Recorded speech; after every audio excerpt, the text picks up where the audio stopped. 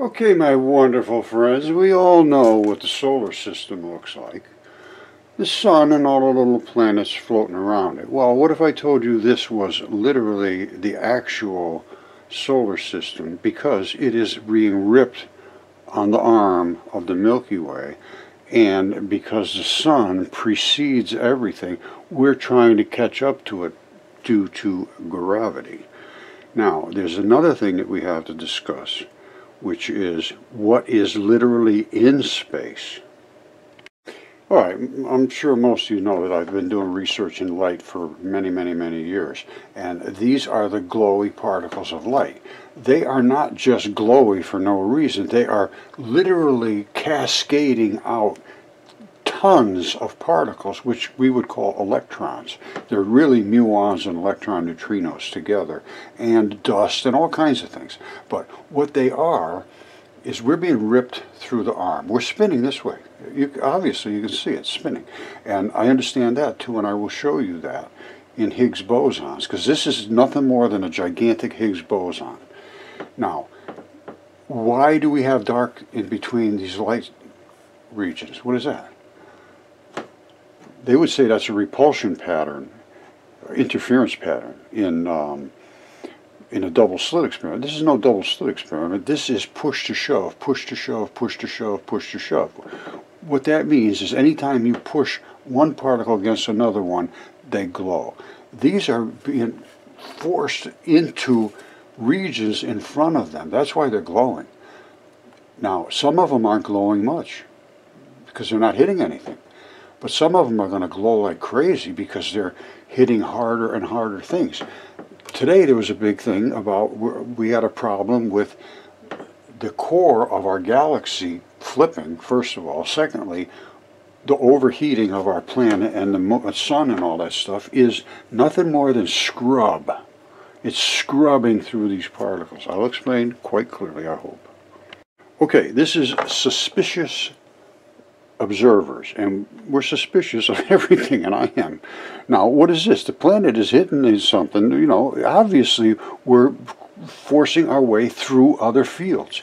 And I can show this in so great detail. Now, he's talking about this huge galactic magnetic reversal. Now, watch this. Good morning, folks. We have 3 items to accomplish today. We're going to look at space weather. We'll go over last night's special video, and then we're going to top it here this morning. The last 24 hours on our star brought a several-hour end to the higher-level flaring. The flares have been impulsive, not producing CMEs, and so honestly, the plethora of plasma filaments represents a greater watch right now. Any of these thin, snake-like ropes you see here can erupt pretty much without warning. All right, why would that happen? They think the sun is a fusion reactor. No, it is not. The sun is scrubbing through the universe just like we are, and that's why we're overheating, and that's why it's overheating. Now, we must be coming into some dense region of space, possibly. And when they scrub harder, they flare more. This I can prove in exquisite detail, no question whatsoever. Now, the second thing is, let's look back here at the corona of the sun. This just, I can't believe they don't understand this. You see this? You see out here? That's the corona. I showed you the sun is spinning and being ripped through the Milky Way. What it's doing is that field. There's a field that surrounds the sun, just like our ionosphere surrounds the Earth. It's the sun's ionosphere. And it's called the corona. And it is where it crushes into space. And guess what? What do you think the temperature on the sun is? Think about it for a second. What do you think the temperature on the sun is compared to the temperature at the corona? All right, let's say the temperature on the sun is 10,000 degrees, which it is. It's 10,000 degrees. How much do you think it is out here? Think about it for a second. If this is 10,000, way out there, we all know heat slows down as it goes, moves forward, it gets colder and colder into space. Well, guess what? It's millions and millions of degrees out here, because this envelope of magnetic influence is scrubbing this envelope of magnetic influence. Simple as that. We are doing exactly the same thing. And on our Earth, the Earth itself is about 100 degrees, let's say. At the ionosphere, which is that same scrub zone, it's 2,700 degrees. Nobody has any excuse for that whatsoever. The only thing they can say, oh, we've got too much carbon in the air. No. It has nothing to do with that. Well, it has something to do with that because we're expanding our envelope. That's the problem. We're burning things, making our gases go way out where they shouldn't be. They should stay, let's say, down here. We got them way out here now. That's the problem. That's what combustion does. Anytime you turn a solid thing into its particle nature, it takes up bigger room.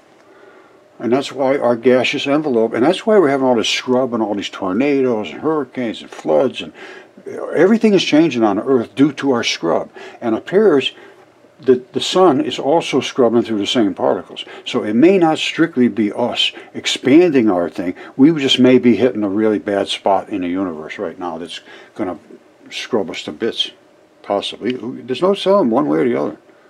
Because I'm going to tell you right now, space is 100% flooded with these particles. What do you think these are? They're particles. I'll show you they're particles. Now, before I show you the particles, remember, this is the Earth. This is the size of the Earth. We're scrubbing through space, too. But, it's not really scrubbing a lot because we're not hitting a lot of stuff. This baby here is hitting everywhere. We're going, this thing is, and if it gets a really nasty spot, we're going to get huge magnetic interactions. It's push to shove. Now, these solar flares, I believe they could be coming off of higher elevation areas in the sun.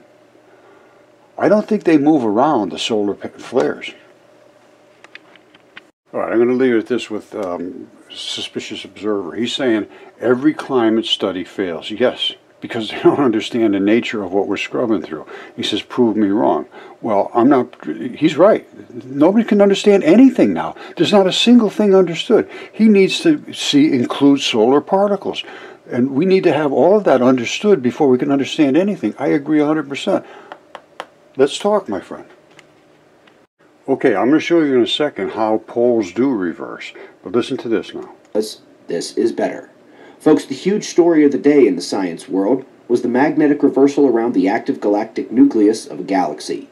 In just a few short years, the magnetic reversal of the galaxy began, surged, there was central flaring, and it resumed stability with its poles reversed. Now, all right, I can show you this happening to light, and it will happen to us, and it is happening right now to us. All right, there is a plethora of these things because we are going through a magnetic flip right now. What makes Earth's magnetic field change directions, which it is doing right now? Earth's magnetic north pole is shifting south. What do we do now? We may finally know why Earth's magnetic north keeps moving. I know why, and I will show you exactly why. What happens when Earth's north and south pole flip? That's a good question. South and north pole flipping, magnetic fields. Everybody's talking about it. They know we got a problem, but nobody knows why. I understand why. It's because we're scrubbing through space and we are charging up our north pole, and it's going to flip to the south, and then the south pole will be on the north, and it will start to charge up. Let me show you exactly how that happens in a variety of ways. All right, so here he goes again. He's saying he expected a lightning flash. Impact. And when the experiment finally was coming to fruition, I listened to the command tower, the broadcast from there, and it was remarked on. There was a flash before the major outburst. At the time I said also in this prediction that the outburst would be far more powerful than anyone expects because it will be largely electrical with comet ions splattered all over. I agree 100% with what he said. For one face of the comet, it would act like a discharge centre and the resulting flare out would be much more powerful than expected. You see this? If this is the actual comet, we know what these things are in space, and that has the look. As I said also, there will be extra discharge points spring up and other discharge points will move. And you see where these discharge points are at this very tip? I think I know what this is. Because of the electrical change in the electrical environment of the comet, which was very sudden. All of these things were found to be borne out when the experiment was carried out. In fact, I was approached by Time magazine to do an article on it, because you'd expect that an outrageous prediction like that being shown to be correct would be front page news, at least in the science magazines. I was in Los Angeles at the time, so I said as soon as I get back to Sydney, I'm available. By the time I got back to Sydney, somebody had peer-reviewed it and quashed it because it was impossible. Everything that I have presented has run into the exact same thing. Peer review is peer pressure, and it's really bullying. It's almost like you know, racketeering. You know, they own you. They say, no, you can't present that. We're not going to look at that. You know, even though they say it's peer reviewed, that means we tell you to go away, basically. And when you have evidence, like he's showing the evidence, and they saw the evidence, and they said, yeah, there is the evidence, but yeah. Now I have DNA, I have CAT scans, I have specimens, everything else. And I'm going to tell you what, space is loaded with biology. And I can show that and prove it. And they know it right now. Comet 67P, I followed it right from day one, right to the end. And it's all biological. They took samples and everything. They tested them. It's all hydrocarbons, and, you know, it's everything that's biology. That's just the way it is. And I show things on this earth that nobody in the history of the world could have ever imagined are true, but they are true. And it's time to take these into consideration when you make all the decisions in your life. At this point, that's the way I'm seeing it. It's not just a scientific fun thing, although it is that. But it could be eternal. It could be, I don't know. I don't know. I'm looking at all the possibilities here. I don't discount anything anymore. You do what you want. Okay, he thinks he made outrageous claims. I'm going to tell you right now, I think this is a fingertip, and I think this right here is the spots that were the tendon placements, and the same thing with this here. Now watch, and look here. You see what it is? You see it? Look at it carefully. Remember I showed you the tendons in place down here and up here as well? Well, here they are. Hold on. Stay with me. Now, over here, well, alright, here we go. You see the tips of the fingers? For some reason this thing strobes. It's got something to do with this LED light. But these are the tips of the fingers, and you can see these are all where all the little balls in place. And this also is, I mean, that is exactly identical to what that comet is. Now, let me show you 67P.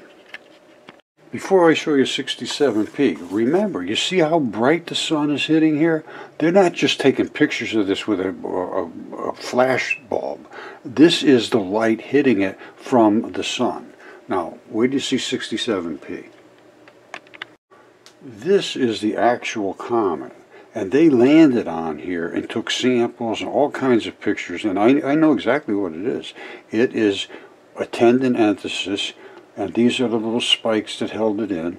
These are the little anchor places. And all of these are where the sun is hitting blood vessels that came up to service the muscle that was up here. And this is also running off of every little tiny blood vessel. Tiny. This one, on the other hand, is an artery. And where do you see the size of that artery? Now don't forget, this goes back to 2015. I think it was 2014 that they did this. Alright, anybody who's followed the Mudfossils knows that this is the way tendon anthesis balls anchor like this, and they have all these little divots in them to secure themselves. These aren't just asteroids hitting here. These are the tendon fibrils, and that appears to me to be a bundle of muscle. You know, you see how round it is? You see these little pinchy bundles? if you watch autopsies, and I watch them to find out all this stuff, it's exactly what it is. Now, all of this dust here is actually blood cells running out of here. Now, when they tested it, it's 100% organic. They just flipped out. They didn't know what to say.